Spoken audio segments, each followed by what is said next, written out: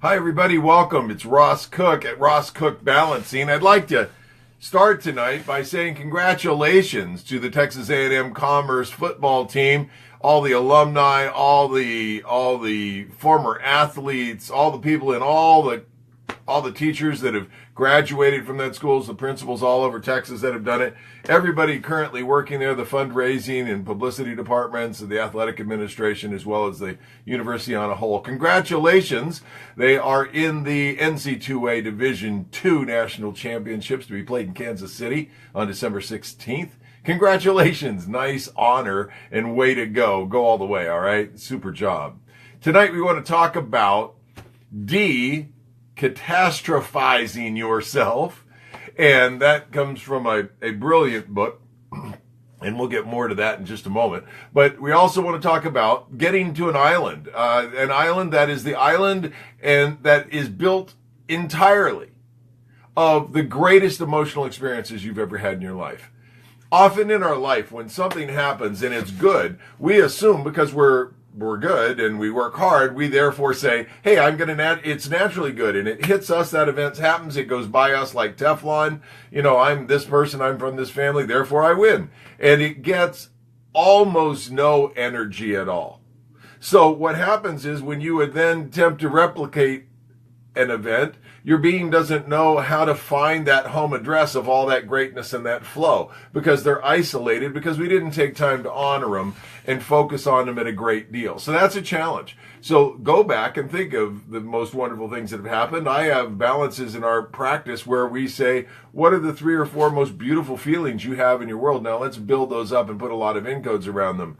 So what is that? What are they for you? Because when something bad happens, oh, goodness gracious, there's a lot of emotion. And if we're not careful, it's because I was the middle son of a family of this, or I was the eldest boy, or because, and it starts.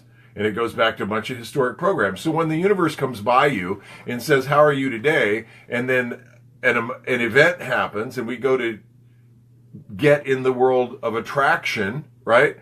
The universe just looks at which one has most emotion, which one has the biggest events, the biggest amount of encoding, and it just replicates that feeling for you. And if you're not careful, if the limits begin getting energized, then they energize other limits, and pretty soon we're circling the drain and don't even know, how we got there. So in this wonderful book, To Sell is Human, by Pink, and he's really a wonderful author who writes my favorite kind of books. He takes a bunch of information from a lot of different places, quantifies it, puts the science behind it, and then brings you all these different ideas. Today, he is talking about de-catastrophizing your life. So if an event happens, he says, now these are conscious mind gigs he's using to attempt to deal with emotion, but it's okay.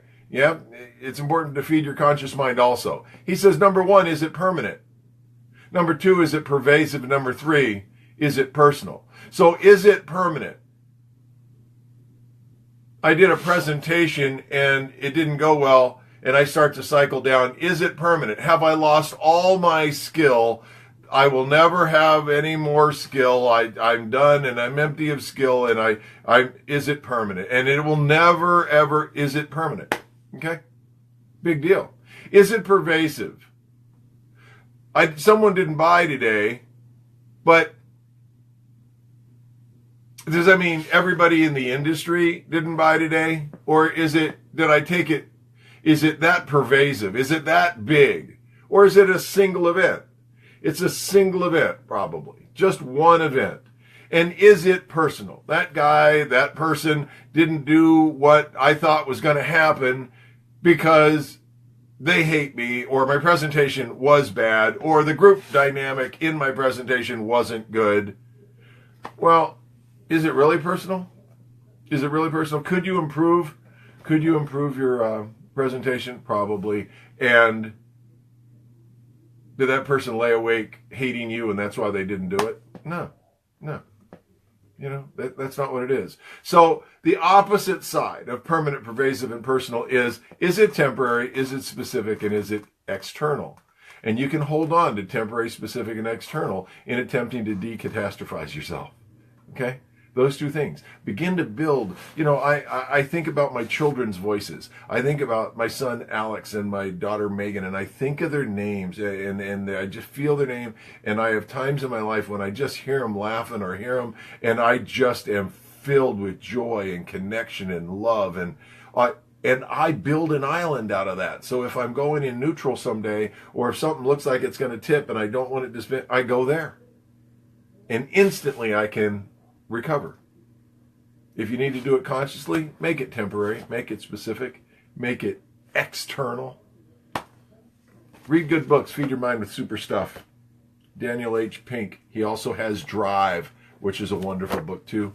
I'm Ross Cook with Ross Cook Balancing. Our company, we've been teaching deep change work, interrupting patterns that people didn't think could be interrupted at all for 26 years. And we're here to help you do things slightly differently today.